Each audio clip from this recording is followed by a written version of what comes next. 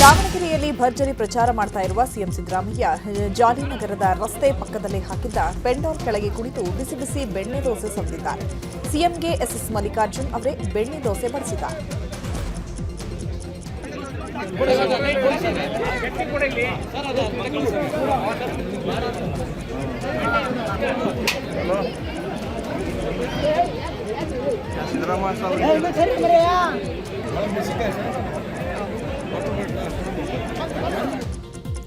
ಇದಾದ ಬಳಿಕ ನಗರದ ಬೂದಾಳ್ ರಸ್ತೆಯಲ್ಲಿರುವ ದುಗ್ಗಮ್ಮ ಕಣದಲ್ಲಿ ಸಿಎಂ ಬಹಿರಂಗ ಸಭೆ ನಡೆಸಿದ್ದಾರೆ. ಈ ವೇಳೆ ಮುಸ್ಲಿಂ ನಾಯಕರು ಮೌಲ್ವಿಗಳಿಂದ ಸಿಎಂಗೆ ಆಶೀರ್ವಾದ ಮಾಡಲಾಗಿದೆ. ನಂತರ ಸಿಎಂ ಡೊಳ್ಳು ಬಾರಿಸುವ ಮೂಲಕ ಚಾಲನೆ ನೀಡಿದ್ದಾರೆ. ಸಮರ್ಥ್ವರ ಭರ್ಜರಿ ಪ್ರಚಾರ ಮಾಡಿದ್ದಾರೆ. ಇದೇ ವೇಳೆ ಮಾತನಾಡಿದ ಸಿಎಂ, ಬರುವ 9ನೇ ತಾರೀಕು ಚುನಾವಣೆ ಇದೆ. ನಮ್ಮ ಅಭ್ಯರ್ಥಿಗೆ ಮತ ಕೊಟ್ಟು ಗೆಲ್ಲಿಸಬೇಕು. ಎಲ್ಲರೂ ಮತದಾನದ ಹಕ್ಕು ಚಲಾಯಿಸಬೇಕು. ಕಾಂಗ್ರೆಸ್ ಚಿಹ್ನೆಗೆ ಮತ ನೀಡಿ ಸಮರ್ಥ್ನ ವಿಧಾನಸೌಧಕ್ಕೆ ಕಳುಹಿಸಿಕೊಡಿ. ನಮ್ಮ ಸರ್ಕಾರ ಇನ್ನೂ 2 ವರ್ಷ ಇರುತ್ತೆ. ಸಮರ್ಥ್ ಗೆದ್ರೆ ನಿಮ್ಮ ಕ್ಷೇತ್ರದಲ್ಲಿ ಎಲ್ಲಾ ಕೆಲಸ ಆಗೋಕೆ ಸಾಧ್ಯವಾಗುತ್ತೆ ಅಂತ ಹೇಳಿದರು. 9ನೇ ತಾರೀಕು ಉಪಚುನಾವಣೆ ನಡೀತಾ ಇದೆ. ಅವತ್ತು ನೀವೆಲ್ಲರೂ ಕೂಡ ನಮ್ಮ ಅಭ್ಯರ್ಥಿಗೆ ಆಶೀರ್ವಾದ ಮಾಡಿ ಅವರನ್ನು ವಿಧಾನಸಭೆಗೆ ಕಳಿಸಿಕೊಡಬೇಕು ಅಂತೇಳಿ ಪ್ರಭಾ ಮಲ್ಲಿಕಾರ್ಜುನ ಅವರು ಮತ್ತೆ ಮಲ್ಲಿಕಾರ್ಜುನ್ ಅವರು ನಿಮ್ಮಲ್ಲಿ ಮನವಿ ಮಾಡಿದ್ದಾರೆ. ದಯಮಾಡಿ ನೀವೆಲ್ಲರೂ ಕೂಡ ತಪ್ಪಿಸ್ಕೋಬಾರದು. ಯಾಕಂತಂದ್ರೆ ಈ ವೋಟ್ ಇದೆಯಲ್ಲ, ಹಕ್ಕಿದೆಯಲ್ಲ, ಸಂವಿಧಾನಬದ್ಧವಾಗಿ ಕೊಟ್ಟಿರ್ತಕ್ಕಂಥ ಹಕ್ಕು. ಈ ಹಕ್ಕನ್ನು ಚಲಾಯಿಸ್ತಕ್ಕಂಥದ್ದು ಪ್ರತಿಯೊಬ್ಬರ ಕರ್ತವ್ಯ. ಅದಕ್ಕೋಸ್ಕರ ನೀವೆಲ್ಲರೂ ಕೂಡ ಮತಗಟ್ಟೆಗೆ ಹೋಗಬೇಕು. ಅಷ್ಟಕ್ಕೆ ತಾವೆಲ್ಲ ಮತ ಹಾಕಿ ಸಮರ್ಥ್ ಅವರನ್ನ ವಿಧಾನಸಭೆಗೆ ಕಳಿಸಿಕೊಡಬೇಕು ಅಂತೇಳಿ ನಾನು ಕೂಡ ನಿಮ್ಮಲ್ಲಿ ಪ್ರಾರ್ಥನೆಯನ್ನ ಮಾಡ್ತೇನೆ. ಇನ್ನು ಇದೇ ವೇಳೆ ಬಿಜೆಪಿ ವಿರುದ್ಧ ವಾಗ್ದಾಳಿ ನಡೆಸಿದ ಸಿಎಂ ಸಿದ್ದರಾಮಯ್ಯ, ಬಿಜೆಪಿ ಕರ್ನಾಟಕದಲ್ಲಿ 9 ವರ್ಷ ಅಧಿಕಾರದಲ್ಲಿದ್ದರೂ ನಾವು ಕೆಲಸ ಮಾಡಿದ್ದು ಹೇಳಿ ವೋಟ್ ಕೇಳ್ತಾ ಇವಿ. ಬಿಜೆಪಿಯವರಿಗೆ ನನ್ನ ಟೀಕೆ ಮಾಡುವುದೇ ಕೆಲಸ ಆಗಿದೆ. ನಾನು ಬಡವರ ಪರ ಕೆಲಸ ಮಾಡ್ತಾ ಇದ್ದೇನೆ. ಎಲ್ಲ ಜಾತಿ ಧರ್ಮ ಒಳಗೊಂಡ ಪಕ್ಷ ಕಾಂಗ್ರೆಸ್. ಆದರೆ ಬಿಜೆಪಿ ಧರ್ಮ ಒಡೆಯುವ ಕೆಲಸ ಮಾಡ್ತಾ ಇದೆ. ಯಡಿಯೂರಪ್ಪ ನಾಚಿಕೆ ಆಗಲ್ಲ. ಒಬ್ಬೊಬ್ಬರಿಗೆ 25 ಕೋಟಿ ಕೊಟ್ಟು ಹಿಂಬಾಗಿಲಿಂದ ಅಧಿಕಾರಕ್ಕೆ ಬಂದಿದ್ದಾರೆ. ಬಿಜೆಪಿಯವರು ಕಡುಭ್ರಷ್ಟರು. ಯತ್ನಾಳ್ ಕರೆ ತಂದು ಪ್ರಚಾರ ಮಾಡ್ತಾ ಇದ್ದಾರೆ.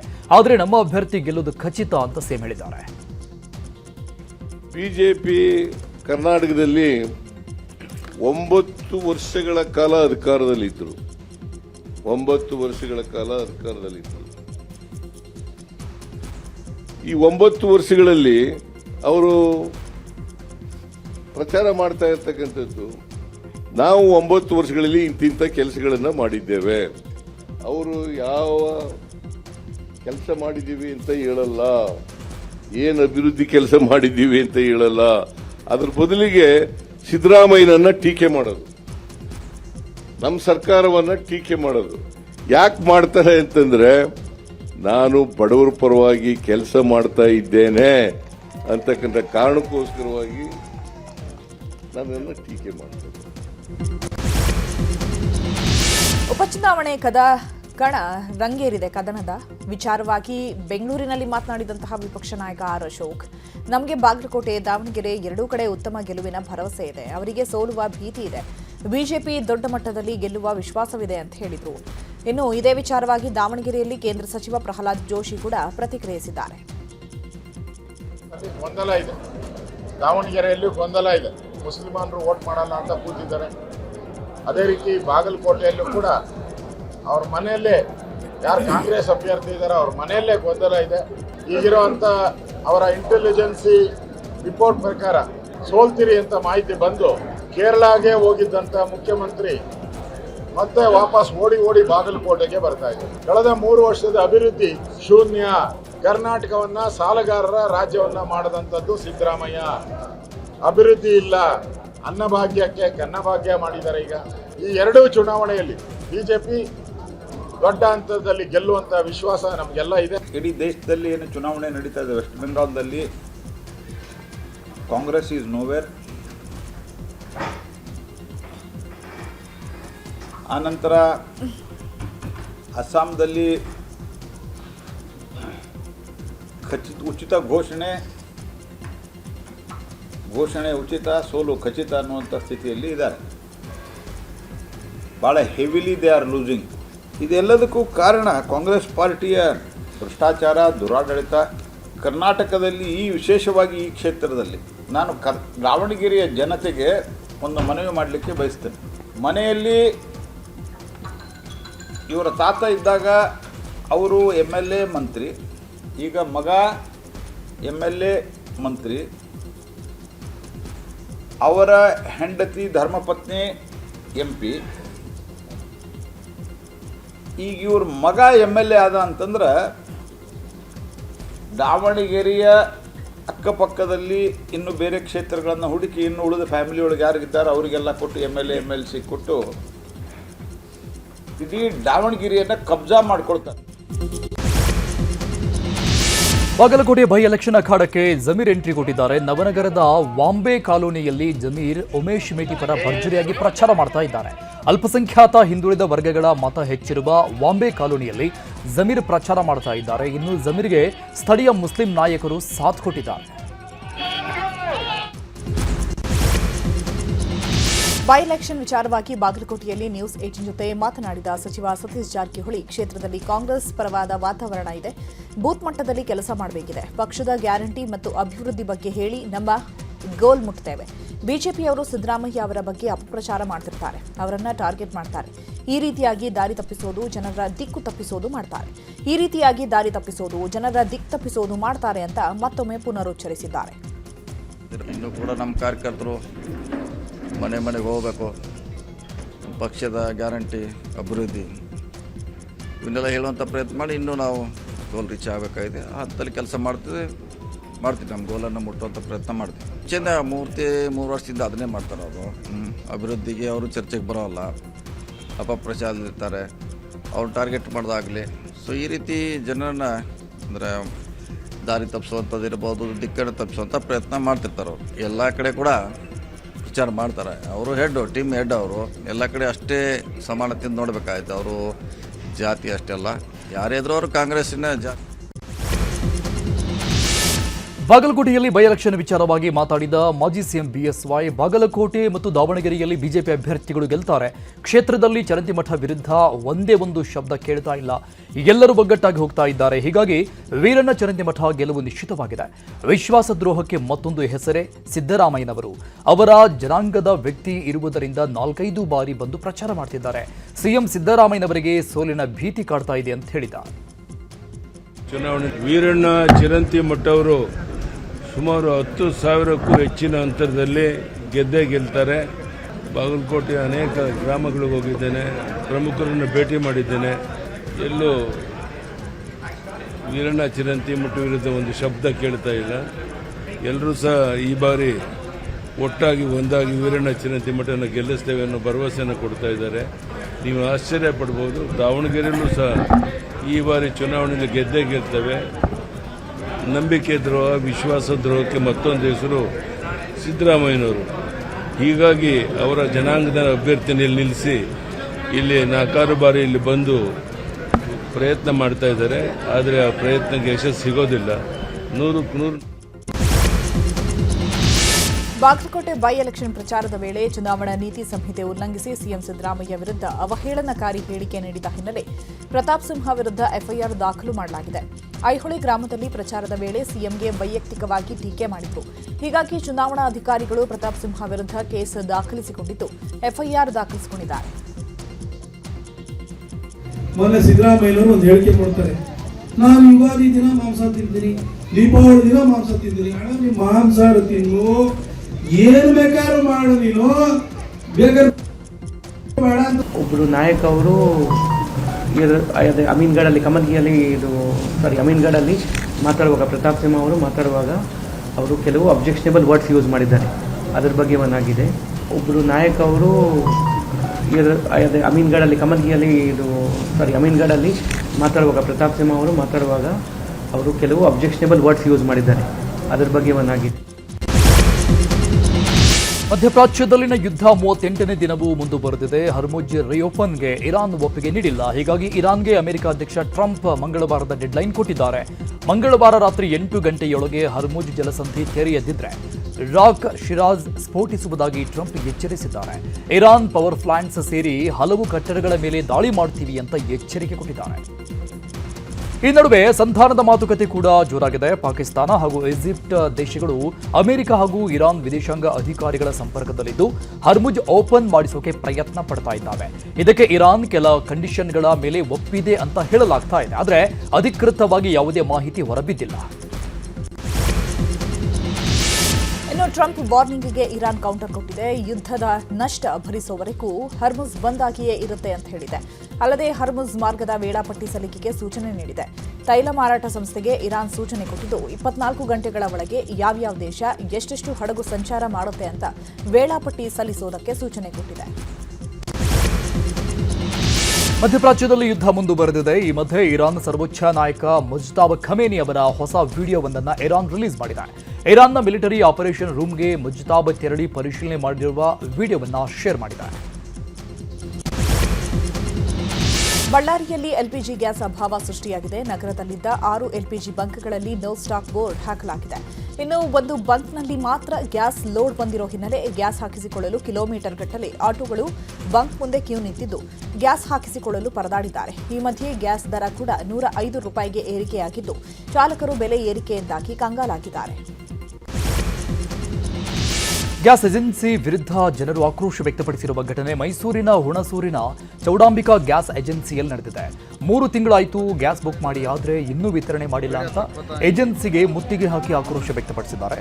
ಈ ವೇಳೆ ಯುದ್ಧದಿಂದಾಗಿ ಗ್ಯಾಸ್ ಲೋಡ್ ಬರ್ತಿಲ್ಲ, ಒಂದು ವೇಳೆ ಬಂದರೆ ವಿತರಣೆ ಮಾಡ್ತೀವಿ ಅಂತ ಏಜೆನ್ಸಿ ಮಾಲೀಕರು ಹೇಳಿದ್ದಾರೆ. ಆದರೆ ಇದಕ್ಕೂ ಸಮಾಧಾನವಾಗದೆ ಜನ ಆಕ್ರೋಶ ವ್ಯಕ್ತಪಡಿಸ್ತಾ ಇದ್ದಾರೆ. ಐದರಲ್ಲಿ ಬಂದೈತೆ ಕೊಡ್ತಾನೆ ಇಲ್ಲ, ಓಟಿಪಿ ನಂಬರ್ ಬಂದೈತೆ ಕೊಡ್ತಾ ಇಲ್ಲ ಏನಂತವ್ರೆ ಅವರು. ಏನೋ ಬಂದಿಲ್ಲ ಆಮೇಲೆ ಸಿಲಿಂಡರ್ ಕೊಡೋನು ಫೋನ್ ಮಾಡಿದ್ರೆ ಎತ್ತಲ್ಲ ಬಿಜಿ ಮಾಡ್ಕೊತಾನೆ. ಗ್ಯಾಸ್ ಬರ್ತಾರೆ ಸರ್. ಎಷ್ಟು ದಿನ ಆಯ್ತು? 28ನೇ ತಾರೀಕೆ ನಂಬರ್ ಎಲ್ಲ ಕಳ್ಸಾರೆ. ಈಗ ಬಂದು ಕೇಳಿದ್ರೆ ಗ್ಯಾಸ್ ಬಂದ ಕೊಡ್ತಾರೆ. ರಾಜ್ಯ ಬಿಜೆಪಿ ರಾಜ್ಯ ಕಚೇರಿಗೂ ಕೊಲ್ಲಿ ಯುದ್ಧದ ಎಫೆಕ್ಟ್ ತಟ್ಟಿದೆ. ಬಿಜೆಪಿ ಕಚೇರಿಯಲ್ಲೂ ಕಮರ್ಷಿಯಲ್ ಗ್ಯಾಸ್ ಸಿಲಿಂಡರ್ ಸಿಗದೆ ಅಡುಗೆ ಸಿಬ್ಬಂದಿ ಪರದಾಡಿದ್ದಾರೆ. ಹೀಗಾಗಿ ನಿನ್ನೆಯಿಂದ ವಿದ್ಯುತ್ ವಲಯಲ್ಲಿ ಸಿಬ್ಬಂದಿ ಅಡುಗೆ ಮಾಡ್ತಿದ್ದಾರೆ. ಗ್ಯಾಸ್ ಅಭಾವ ಇಲ್ಲ ಅಂತ ಕೇಂದ್ರ ಬಿಜೆಪಿ ಸರ್ಕಾರ ಹೇಳ್ತಿದೆ. ಆದರೆ ಇತ್ತ ರಾಜ್ಯ ಬಿಜೆಪಿ ಕಚೇರಿಯಲ್ಲೇ ಗ್ಯಾಸ್ ಸಿಗದೆ ಪರದಾಟ ಶುರುವಾಗಿದೆ. ಹೀಗಾಗಿ ಅಡುಗೆ ಸಿಬ್ಬಂದಿ ವಿದ್ಯುತ್ ವಲಯಲ್ಲಿ ಅಡುಗೆ ಮಾಡ್ತಿದ್ದಾರೆ. ಗ್ಯಾಸ್ ಅಭಾವ ವಿಚಾರವಾಗಿ ಬೆಂಗಳೂರಲ್ಲಿ ಮಾತನಾಡಿದ ವಿಪಕ್ಷ ನಾಯಕ ಅಶೋಕ್, ಇಡೀ ಪ್ರಪಂಚಕ್ಕೆ ಗ್ಯಾಸ್ ಬಿಸಿ ತಟ್ಟಿದೆ. ಪಾಕಿಸ್ತಾನದಲ್ಲಿ ಪೆಟ್ರೋಲ್ ₹500 ಆಗಿದೆ. ಇದಕ್ಕೆ ಡಿಕೆಶಿ ಏನ್ ಹೇಳ್ತಾರೆ? ಇವರಿಗೆ ಕುಕ್ಕರ್ ಬ್ರದರ್ ಅಂದ್ರೆ ಪ್ರೀತಿ. ಹಾಗಾಗಿ ಡಿಕೆಶಿ ಈ ಬಗ್ಗೆ ಏನ್ ಹೇಳ್ತಾರೆ? ಹರ್ಮುಜ್ನಲ್ಲಿ ಭಾರತದ ಹಡಗು ಮಾತ್ರ ಬಿಡುತ್ತಿದ್ದಾರೆ, ಪಾಕಿಸ್ತಾನದ ಹಡಗನ್ನು ಹೊಡಿತಾ ಇದ್ದಾರೆ. ಪ್ರಧಾನಿ ಮೋದಿ ಅವರಿಗೆ ಧನ್ಯವಾದ ಹೇಳ್ತಾನೆ. ಆದರೆ ಈ ವಿಚಾರದಲ್ಲೂ ಸಿದ್ದರಾಮಯ್ಯ ಡಿಕೆಶಿ ಬೆಂಕಿ ಹಚ್ಚೋಣ ಅಂತ ಕಾಯುತ್ತಿದ್ದಾರಂತ ಕಿಡಿಕಾರಿದ್ರು. ಇನ್ನು ಇದೇ ವಿಚಾರವಾಗಿ ಸಂಸದ ಡಾಕ್ಟರ್ ಕೆ ಸುಧಾಕರ್ ಕೂಡ ಪ್ರತಿಕ್ರಿಯಿಸಿದ್ದಾರೆ. ಫಸ್ಟು ಡಿ.ಕೆ. ಶಿವಕುಮಾರ್ ಕಿತಾಪತಿ ಮಾಡ್ತಾವ್ರಲ್ಲ, ಅವನು ರಾಜ್ಯದ ಜನತೆ ಕ್ಷಮೆ ಕೇಳ್ತಾರೆ. ಯುದ್ಧ ಕೊಲ್ಲಿ ಯುದ್ಧ ಇವ್ರಿಗೆ ಬಹಳ ಫೇವರೇಟು. ರಾಹುಲ್ ಗಾಂಧಿ ಬಹಳ ಮೆಚ್ಚುವಂಥ ದೇಶ ಯಾವುದು? ಪಾಕಿಸ್ತಾನ. ಪಾಕಿಸ್ತಾನದಲ್ಲಿ ಪೆಟ್ರೋಲ್ ರೇಟು ₹500. ಅದಕ್ಕೆ ಡಿ.ಕೆ. ಶಿವಕುಮಾರ್ ಏನು ಕಾಮೆಂಟ್ ಹೇಳ್ತಾರೆ?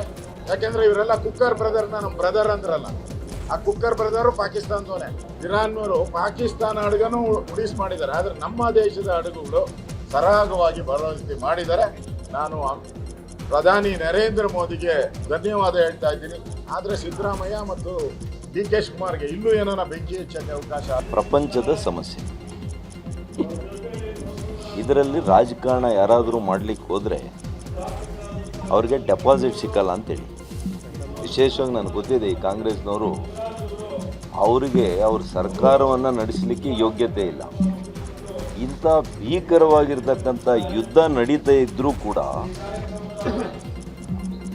ಮೋದಿಯವರ ರಾಜತಾಂತ್ರಿಕ ಯಶಸ್ಸಿನಿಂದ ಇವತ್ತು ನಾವು ಊಟ ಮಾಡ್ತಾ ಇದ್ದೀವಿ. 3 ಹೊತ್ತು ಪೆಟ್ರೋಲ್ ಸಿಗ್ತಾ ಇದೆ, ಡೀಸೆಲ್ ಸಿಗ್ತಾ ಇದೆ, ಗ್ಯಾಸ್ ಸಿಗ್ತಾ ಇದೆ. ಇವ್ರಿಗೇನಾದ್ರು ನಾಚಿಕೆ ಇದೆ? ಕಾಳಸಂತೆಯಲ್ಲಿ ಗ್ಯಾಸ್ ಸೇರಿದಂತೆ ಅಗತ್ಯ ವಸ್ತುಗಳ ಬೆಲೆ ಏರಿಕೆ ವಿಚಾರದ ಬಗ್ಗೆ ಮಾತನಾಡಿದ ಗೃಹ ಸಚಿವ ಪರಮೇಶ್ವರ್, ಆಹಾರ ಇಲಾಖೆ ಅಧಿಕಾರಿಗಳು ಮಾಹಿತಿ ಕೊಡಲಿ, ಅಂತಹ ಕಡೆ ಪೊಲೀಸರು ರೇಡ್ ಮಾಡಿ ಕಠಿಣ ಕ್ರಮ ಕೈಗೊಳ್ಳುತ್ತಾರೆ. ಈ ಬಗ್ಗೆ ಈಗಾಗಲೇ ಪೊಲೀಸರು ಆಹಾರ ಇಲಾಖೆ ಅಧಿಕಾರಿಗಳ ಜೊತೆ ರೇಡ್ ಮಾಡ್ತಿದ್ದಾರೆ.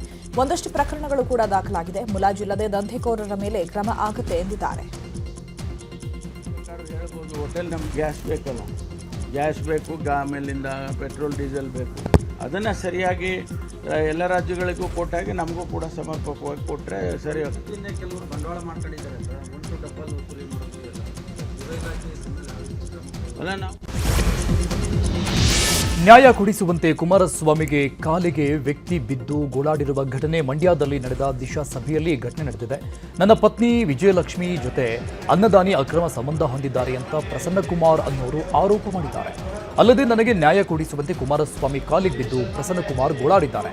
ಈ ವೇಳೆ ಕುಮಾರಸ್ವಾಮಿ ದಿಶಾ ಸಭೆ ಬಳಿಕ ಈ ಬಗ್ಗೆ ಮಾತನಾಡುವುದಾಗಿ ಭರವಸೆ ಕೊಟ್ಟಿದ್ದಾರೆ.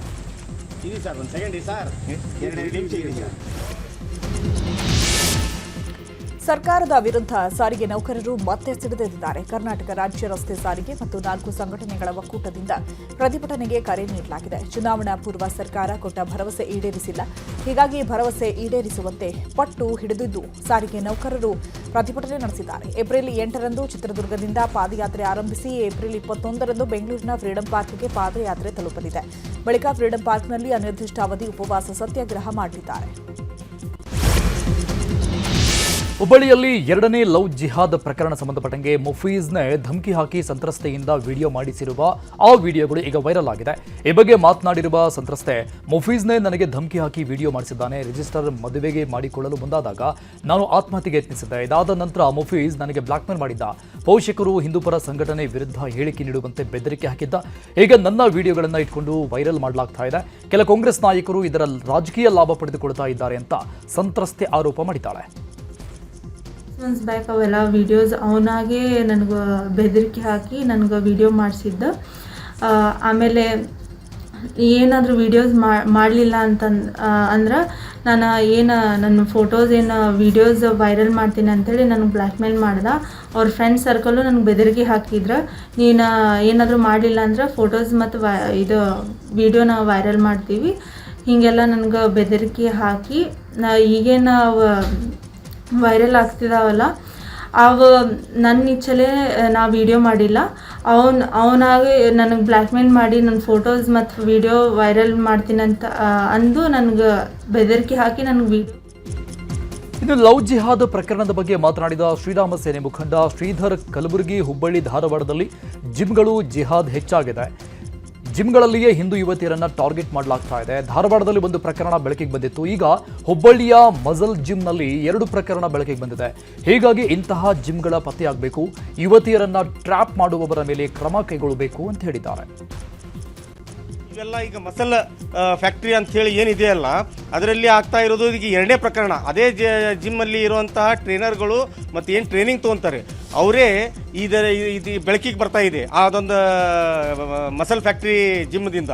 ಹಾಗಾದರೆ ಅದು ಏನು ಜಿಮ್ ನಡೆಸ್ತಾ ಇದ್ದಾರಾ, ಏನು ಇದು ಲವ್ ಜಿಹಾದ್ ಮಾಡುವಂಥ ಜಿಹಾದ್ ಮಾಡುವಂಥದ್ದು ಏನೋ ಅವರು ಒಂದು ಅಡ್ಡ ಮಾಡ್ಕೊಂಡಿದ್ದಾರೆ, ಇದ್ರ ಬಗ್ಗೆ ತನಿಖೆ ಆಗಬೇಕು.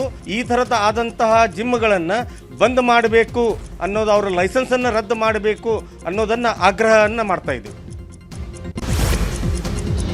ಹುಬ್ಬಳ್ಳಿಯ ಜಿಮ್ಗಳಲ್ಲಿ ಲವ್ ಜಿಹಾದ್ ಆರೋಪ ಹಿನ್ನೆಲೆ ಹುಬ್ಬಳ್ಳಿಯ ಬಿವಿಬಿ ಕಾಲೇಜಿನಲ್ಲಿ ಜಿಮ್ ಮಾಲೀಕರ ಸಭೆ ನಡೆಸಲಾಗಿದೆ. ಪೊಲೀಸ್ ಅಧಿಕಾರಿಗಳ ಸಭೆಯಲ್ಲಿ ಜಿಮ್ ಟ್ರೈನರ್ಗಳು ಹಾಜರಾಗಿದ್ದು, ಪೊಲೀಸ್ ಆಯುಕ್ತ ಎನ್ ಶಶಿಕುಮಾರ್ ಅಧ್ಯಕ್ಷತೆಯಲ್ಲಿ ಸಭೆ ನಡೆದಿದೆ. ಸಭೆಯಲ್ಲಿ ಮಹಿಳೆಯರು ಮತ್ತು ಯುವತಿಯರಿಗೆ ತರಬೇತಿ ಬಗ್ಗೆ ಚರ್ಚೆ ನಡೆಸಲಾಗಿದೆ. ಜಿಮ್ನಲ್ಲಿ ಯಾವ ರೀತಿ ಟ್ರೈನಿಂಗ್ ಕೊಡಲಾಗುತ್ತೆ ಅಂತ ಪರಿಶೀಲನೆ ಮಾಡಲಾಗಿದೆ. ಯಾವುದೇ ಅಚಾತುರ್ಯ ನಡೆಯದಂತೆ ತರಬೇತಿ ಕೊಡಬೇಕು, ಮಹಿಳೆಯರಿಂದಲೇ ಯುವತಿಯರಿಗೆ ತರಬೇತಿ ಕೊಡಿಸಬೇಕು ಅಂತ ಸೂಚಿಸಲಾಗಿದೆ. ಈ 2 ಪ್ರಕರಣಗಳಲ್ಲಿ ಯುವತಿಯರಿಗೆ ನಾವು ಮತ್ತೆ ನೋಟಿಸ್ ಕೊಟ್ಟು ಹೆಚ್ಚುವರಿ ಹೇಳಿಕೆಯನ್ನು ಮತ್ತು ವಿವರವಾದ ಹೇಳಿಕೆಯನ್ನು ಪಡ್ಕೊಳ್ಳಿಕ್ಕೆ ಕರೆಸ್ತಾ ಇದ್ದೇವೆ. ಅವರು ಸ್ವಲ್ಪ ನಾವು ಶಾಕಲ್ಲಿದ್ದೀವಿ, ಮೆಂಟಲ್ ಶಾಕಲ್ಲಿದ್ದೀವಿ, ಮತ್ತು ನಾವು ಸದ್ಯಕ್ಕೆ ಹೊರಗೆ ಬಂದು ಹೇಳುವಂಥ ಸ್ಥಿತಿಲಿ ಇಲ್ಲ ಅಂತ ಹೇಳಿದ್ರ ಹಿನ್ನೆಲೆಯಲ್ಲಿ ಇನ್ನೂ ತಡವಾಗಿದೆ. ಅವ್ರಿಗೆ ಒಂದು ಅವಕಾಶ ಕೊಡಲಾಗುತ್ತೆ. ಆ ಅವಕಾಶದಲ್ಲಿ ಅವ್ರಿಗೆ ಏನೆಲ್ಲ ತೊಂದರೆ ಆಗಿದೆ, ಯಾರ್ಯಾರಿಂದ ತೊಂದರೆ ಆಗಿದೆ, ಯಾವೆಲ್ಲ ಸಂದರ್ಭದಲ್ಲಿ ಯಾವ್ಯಾವ ರೀತಿ ತೊಂದರೆ ಆಗಿದೆ ಎಲ್ಲವನ್ನೂ ಅವರು ಹೇಳ್ಬೋದಾಗಿದೆ. ಅವರೇ ಇನ್ನು ಲವ್ ಜಿಹಾದ್ ಪ್ರಕರಣಕ್ಕೆ ಸಂಬಂಧಪಟ್ಟಂತೆ ಸಮೀರ್ ಮುಲ್ಲಾನ ಜಿಮ್ನಲ್ಲಿನ ಕರಾಳ ಸತ್ಯವನ್ನ ನೇಹಾ ತಂದೆ ನಿರಂಜನ್ ಹಿರೇಮಠ್ ಬಿಚ್ಚಿಟ್ಟಿದ್ದಾರೆ. ಈ ಕುರಿತು ವಿಡಿಯೋ ಹೇಳಿಕೆ ಬಿಡುಗಡೆ ಮಾಡಿರುವ ಅವರು, ನೇಹಾ ಹಿರೇಮಠ್ ಹಂತಕ ಫಯಾಜ್ಗೂ ಸಹ ಇದೇ ಜಿಮ್ನಲ್ಲಿ ತರಬೇತಿ ನೀಡಲಾಗ್ತಾ ಇತ್ತು. ಅಲ್ಲದೆ ಸಮೀರ್ ತಂದೆ ಆಗಾಗ ಕಾಲ್ ಮಾಡ್ತಾ ಇದ್ರು. ನಿಮ್ಮ ಏರಿಯಾದಲ್ಲಿ ಬಾಡಿ ಬಿಲ್ಡಿಂಗ್ ಸ್ಪರ್ಧೆ ಏರ್ಪಡಿಸೋಣ, ಆರ್ಥಿಕ ನೆರವು ನೀಡುವಂತೆ ಒತ್ತಾಯಿಸ್ತಾ ಇದ್ರು. ನನ್ನ ಮಗಳ ಹತ್ಯೆಯಲ್ಲೂ ಈ ಸಮೀರ್ ಹಾಗೂ ಆತನ ಸಹೋದರಿ ತಂದೆಯ ಕೈವಾಡ ಇರಬಹುದು ಅಂತ ಸ್ಫೋಟಕ ಹೇಳಿಕೆ ನೀಡಿದ್ದಾರೆ. ಹತ್ಯೆ ಕೂಡ ಆ ಆರೋಪಿಗೂ ಕೂಡ ಇವರ ಟ್ರೈನರ್ ಆಗಿದ್ದರು ಮತ್ತು ಅದೇ ಮಾಡೆಲ್ನಲ್ಲೇ ಇದೇ ಮಾಡೆಲ್ನಲ್ಲಿ ಅವಾಗೂ ಕೂಡ ಅವರು ಪ್ರಯತ್ನ ಮಾಡಿದರು. ಇದ್ರ ಹಿಂದೆ ಒಂದು ದೊಡ್ಡ ಜಾಲನೇ ಇದೆ. ಇವರು ಮೋಸ್ಟ್ಲಿ ಎಲ್ಲರ ಕಡೆಯಿಂದ ಸುಪಾರಿ ತಗೊಂಡು ಇದ್ರ ಹಿಂದೆ ದೊಡ್ಡದೊಂದು ಕೈವಾಡ ಇದೆ. ಅದಕ್ಕೆ ನಾನು ಅವ್ರ ತಂದೆಯವ್ರನ್ನ ಮತ್ತು ಅವ್ರ ಸಹೋದರಿನ ಮತ್ತು ಅವ್ರು ಏನದಾರ ಎಲ್ಲರೂ ಟೀಮನ್ನು ಕುಲಂಕುಷವಾಗಿ ಚೌಕಶಿ ಮಾಡಿ ತನಿಖೆ ಮಾಡಿ ಮತ್ತು ಇದ್ರ ಹಿಂದೆ ಏನು ಷಡ್ಯಂತ್ರ ಇದೆ. ನ್ಯಾಯ ಹಿರೇಮಠ ಪ್ರೀತಿ ನೆಪದಲ್ಲಿ ಲವ್ ಸೆಕ್ಸ್ ದೋಖಾ ಪ್ರಕರಣ ಸಂಬಂಧಪಟ್ಟಂಗೆ ಕಡೆಗೂ ಆರೋಪಿ ವಿರುದ್ಧ ಬೆಳಗಾವಿಯ ಶಹಾಪುರ ಠಾಣೆ ಪೊಲೀಸರು ಪ್ರಕರಣ ದಾಖಲಿಸಿಕೊಂಡು ಆರೋಪಿಯನ್ನು ಅರೆಸ್ಟ್ ಮಾಡಿದ್ದಾರೆ. ಸಂತ್ರಸ್ತೆ ನೀಡಿದ ದೂರು ಆಧರಿಸಿ ಯುವತಿಗೆ ಮೋಸ ಮಾಡಿದ ಈಶ್ವರ್ ಸಿಂಗ್ ಬಡಗುಜರ್ನ ಬಂಧನ ಮಾಡಿದ್ದಾರೆ. ಫೇಸ್ಬುಕ್ನಲ್ಲಿ ಯುವತಿ ಪರಿಚಯ ಮಾಡಿಕೊಂಡಿದ್ದ ಈಶ್ವರ್ ಸಿಂಗ್ ಮದುವೆ ಆಗುವುದಾಗಿ ನಂಬಿಸಿ ಅತ್ಯಾಚಾರ ಬೆಸಗಿದ್ದ. ಅಲ್ಲದೆ ಯುವತಿಯಿಂದ 150 ಗ್ರಾಂ ಚಿನ್ನ, 19 ಲಕ್ಷ ರೂಪಾಯಿ ಕೂಡ ವಸೂಲಿ ಮಾಡಿದ್ದಂತೆ. ಕನ್ನಡಿಗರ ಮೇಲೆ ತಮಿಳಿಗರು ಗೂಂಡಾಗಿರಿ ಮಾಡಿರುವ ಘಟನೆ ಕರ್ನಾಟಕ ತಮಿಳುನಾಡು ಗಡಿ ಭಾಗ ಅತ್ತಿಬೆಲೆ ಬಳಿ ನಡೆದಿದೆ. ಟಿಟಿ ಚಾಲಕನನ್ನ ಅಡ್ಡಗಟ್ಟಿ ಮಾರಣಾಂತಿಕವಾಗಿ ಹಲ್ಲೆ ನಡೆಸಲಾಗಿದೆ. ವೈಟ್ಫೀಲ್ಡ್ನಿಂದ ತಮಿಳುನಾಡಿನ ಕೃಷ್ಣಗಿರಿಗೆ ಚಾಲಕ ಬಾಡಿಗೆ ಹೋಗಿದ್ರು. ಈ ವೇಳೆ ಟಿಟಿ ವಾಹನದಲ್ಲಿದ್ದವರಿಗೆ ಮತ್ತು ಕೃಷ್ಣಗಿರಿ ಲೋಕಲ್ ಜೊತೆ ಗಲಾಟೆಯಾಗಿದೆ. ಅಲ್ಲಿಂದ ತಪ್ಪಿಸಿಕೊಂಡು ಟಿಟಿ ವಾಹನದಲ್ಲಿ ಅತ್ತಿಬೆಲೆ ಕಡೆ ಬಂದಿದ್ರು. ಹಾಗಿದ್ರೂ ಕೂಡ ಫಾಲೋ ಮಾಡ್ಕೊಂಡು ಬಂದು ಹಲ್ಲೆ ನಡೆಸಿದ್ದಾರೆ. ಗಲಾಟೆ ದೃಶ್ಯ ಟಿಟಿ ವಾಹನದ ಡ್ಯಾಶ್ ಕ್ಯಾಮ್ನಲ್ಲಿ ಸೆರೆಯಾಗಿದೆ. ಗಾಡಿಗೆ ಹೋದಾಗ ಕಸ್ಟಮರ್ಗೂ ಮತ್ತು ಅಲ್ಲಿರೋ ಲೋಕಲ್ಗಳಿಗೆ ಜಗಳ ಆಗೈತೆ. ಆದ್ದರಿಂದ ಅವರು ಕಸ್ಟಮರ್ಗಳು ನಮಗೇನು ಹೇಳಿದ್ರು ಜಗಳ ಆಗೈತೆ ಹೋಗ್ಬಿಡ ನಡೀರಿ ಅಂತೇಳಿ. ಅದಕ್ಕೆ ನಾವೇನು ಮಾಡಿದ್ರೆ ಅಲ್ಲಿಂದ ಟಿ ಟಿ ಎತ್ಕೊಂಡು ನಾವು ಬರ್ತಾ ಇರ್ಬೇಕಾದ್ರೆ 1-2 ಜನ ಫಾಲೋ ಮಾಡಿದ್ರು. ಅತ್ತಿಬೆಲೆ ಟೋಲ್ ಹತ್ರ ಯೂಟರ್ನ್ ಹತ್ರ ಗಾಡಿ ಅಡ್ಡಾಕ್ಬಿಟ್ರು. ಒಂದು 4-5 ಜನ ಬಂದು ಗಾಡಿನ ಅಡ್ಡಾಕ್ಬಿಟ್ರು. ಅವಾಗ ಗಾಡಿ ನಿಲ್ಲಿಸ್ತೇನೆ. ಅವಾಗ ನಿಲ್ಲಿಸಿದಾಗ ಏನು ಮಾಡಿದ್ರು ಅವರೆಲ್ಲರೂ ಬಂದ್ಬಿಟ್ಟು ನನಗೆ ಮಕ್ಕ ಮುಚ್ಚೆಲ್ಲ ಹೊಡೆದಾಕಿ ಅಲ್ಲೆಗಳೆಲ್ಲ ಇದು ಮಾಡಿ ಕೈಗೆ ಹೊಡೆದು. ಚಿಕ್ಕಮಗಳೂರಲ್ಲಿ ಕಂದಾಯ ಇಲಾಖೆಯ ಮಹಾ ಎಡವಟ್ಟಿನಿಂದಾಗಿ ಈಗ 150 ಕುಟುಂಬಗಳು ಕಂಗಾಲಾಗಿವೆ. 1992ರಲ್ಲಿ ಕಂದಾಯ ಇಲಾಖೆ ಹಕ್ಕುಪತ್ರ ನೀಡಿದ್ದ ಜಾಗ ಈಗ ಅರಣ್ಯ ಇಲಾಖೆಗೆ ಸೇರಿತು. ಮನೆ ಕಟ್ಟಲು ಆಗದೆ ಹಕ್ಕುಪತ್ರ ಪಡೆದ ಕುಟುಂಬಗಳ ಕಂಗಾಲಾಗಿದ್ದಾವೆ. ಹೀಗಾಗಿ ಅರಣ್ಯ ಇಲಾಖೆ ವಿರುದ್ಧ ಟೆಂಟ್ ಹಾಕಿ ಗ್ರಾಮಸ್ಥರು ಪ್ರತಿಭಟಿಸ್ತಾ ಇದ್ದಾರೆ. ಕಡೂರು ತಾಲೂಕಿನ ಗೌಡನಕಟ್ಟೆಹಳ್ಳಿ ಪ್ರತಿಭಟನೆ ಮಾಡಿ ಜನರು ಹಕ್ಕುಪತ್ರ ನೀಡಿದ್ದ ಜಾಗವನ್ನ ಕಂದಾಯ ಇಲಾಖೆಗೆ ವರ್ಗಾಯಿಸಿ ಅಂತ ಆಗ್ರಹಿಸಿದ್ದಾರೆ. ಸುಮಾರು 10 ಲಕ್ಷ ರೂಪಾಯಿ ವೆಚ್ಚದಲ್ಲಿ ನಿರ್ಮಾಣವಾದ ಭವನ ಈಗ ಅಕ್ಷರಶಃ ಹಾಳು ಕೊಂಪೆಯಾಗಿದೆ. ಚಿಕ್ಕಬಳ್ಳಾಪುರದಲ್ಲಿರುವ ಅಂಬೇಡ್ಕರ್ ಭವನ ಈಗ ಗಾಂಜಾ ಸೇದುವವರ ಅಡ್ಡೆಯಾಗಿದೆ. ಭವನದ ಸುತ್ತಮುತ್ತ ಬಿಯರ್ ಬಾಟಲಿಗಳು, ಪಾನ್ ಮಸಾಲ ಮತ್ತು ಗುಟ್ಕಾ ಪ್ಯಾಕೆಟ್ಗಳು ರಾಶಿ ಬಿದ್ದಿದ್ದು, ಕಿಡಿಗೇಡಿಗಳ ಈ ವರ್ತನೆಯಿಂದ ಗ್ರಾಮದ ನಾಗರಿಕರು ಹಾದಿ ಬೀದಿಯಲ್ಲಿ ಓಡಾಡಲು ಭಯಪಡುವಂತಾಗಿದೆ. ಹೀಗಾಗಿ ಕೂಡಲೇ ಈ ಅಕ್ರಮ ಚಟುವಟಿಕೆಗಳಿಗೆ ಬ್ರೇಕ್ ಹಾಕುವಂತೆ ಗ್ರಾಮಸ್ಥರು ಆಗ್ರಹಿಸಿದ್ದಾರೆ. ರೈತರು ಬೆಳೆದ ಬೆಳೆಗೆ ಬೆಂಬಲ ಬೆಲೆ ಸಿಗಬೇಕು ಎಂಬ ಕಾರಣಕ್ಕೆ ಸರ್ಕಾರ ಬೆಂಬಲ ಬೆಲೆಯಲ್ಲಿ ಕುಸುಬಿ ಖರೀದಿಗಾಗಿ ದರ ನಿಗದಿ ಮಾಡಿ ಘೋಷಣೆ ಮಾಡಿತ್ತು. ಆದರೆ ಕೊಪ್ಪಳದಲ್ಲಿ ಮಾತ್ರ ಕುಸುಬಿ ಕೇಂದ್ರವನ್ನು ಆರಂಭಿಸಿರಲಿಲ್ಲ. ಹೀಗಾಗಿ ಈ ಕುರಿತು ನ್ಯೂಸ್ 18ನಲ್ಲಿ ಮಾರ್ಚ್ 27ರಂದು ಕನ್ನಡ ನಾಡಿ ಕಾರ್ಯಕ್ರಮದಲ್ಲಿ ಸವಿಸ್ತಾರವಾದ ವರದಿ ಬಿತ್ತರ ಮಾಡಲಾಗಿತ್ತು. ಸದ್ಯ ವರದಿ ಪರಿಣಾಮವಾಗಿ ಈಗ ಕೊಪ್ಪಳ ಜಿಲ್ಲೆಯಲ್ಲಿ ಕಸುಬಿ ಖರೀದಿ ಕೇಂದ್ರ ಆರಂಭಿಸಲು ಸರ್ಕಾರ ಆದೇಶ ಮಾಡಿದೆ. ಇದಕ್ಕೆ ರೈತರು ಸಂತಸಗೊಂಡಿದ್ದು ನ್ಯೂಸ್ 18 ಕಾರ್ಯಕ್ಕೆ ಧನ್ಯವಾದ ತಿಳಿಸಿದ್ದಾರೆ. ಈ ಬೆಂಬಲ ಬೆಲೆ ಕೇಂದ್ರಗಳನ್ನು ಪ್ರಾರಂಭಿಸಿದ್ರು ಕೂಡ ಕರ್ನಾಟಕ ರಾಜ್ಯ ಸರ್ಕಾರದಲ್ಲಿ ವಿಳಂಬವಾಗಿತ್ತು.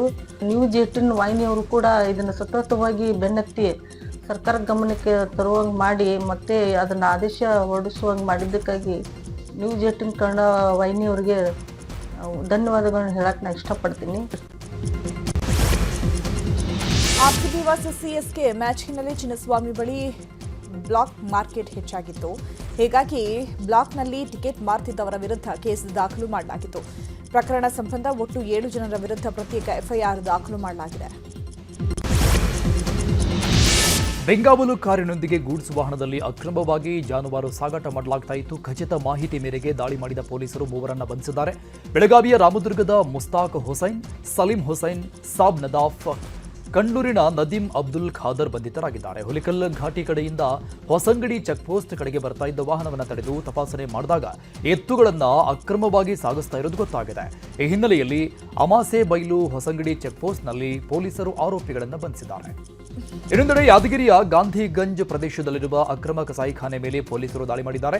ಕಸಾಯಿಖಾನೆಯಲ್ಲಿ ಸುಮಾರು 10ಕ್ಕೂ ಅಧಿಕ ಗೋವುಗಳನ್ನು ಕೂಡಿಟ್ಟಿರುವ ಶಂಕೆ ವ್ಯಕ್ತವಾಗಿದೆ. ಕಸಾಯಿಖಾನೆ ಬಳಿ ಅಪಾರ ಪ್ರಮಾಣದ ಜಾನುವಾರುಗಳ ಮೂಳೆ, ಮಾಂಸ, ಚರ್ಮ ಪತ್ತೆಯಾಗಿದೆ. ಸ್ಥಳಕ್ಕೆ ನಗರ ಠಾಣೆ ಸಿಪಿಐ, ಪಿಎಸ್ಐ ಭೇಟಿ ಕೊಟ್ಟು ಪರಿಶೀಲಿಸಿದ್ದಾರೆ.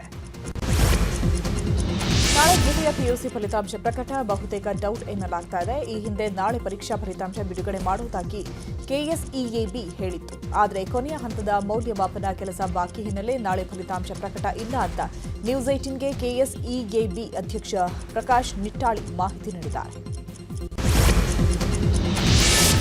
ವೀಕೆಂಡ್ನಲ್ಲಿ ಅಜ್ಜಿ ಮನೆಯಲ್ಲಿ ಡ್ಯಾನ್ಸಿಂಗ್ ಸ್ಟಾರ್ ಪ್ರಭುದೇವ್ ಕಾಲ ಕಳೆದಿದ್ದಾರೆ.